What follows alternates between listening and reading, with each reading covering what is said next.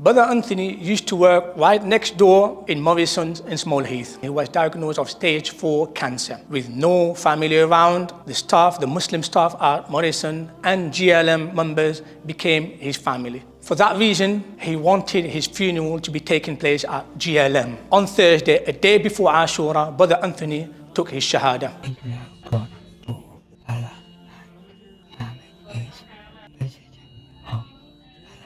Sadly, our brother Anthony, he passed away on Friday, on the day of Ashura, 24 hours after taking his Shahada. On Saturday morning, Janazah took place here at GLM. After Salat al-Janazah, our brother Anthony was buried where 100 of worshippers have attended to his burial. This is a clear indication that Allah Azza wa Jal, He guides whomever He will. We at GLM are wanting to build a water filtration system in his name. Let us come together to show him our love and give him this as Sadaqah Jaariya.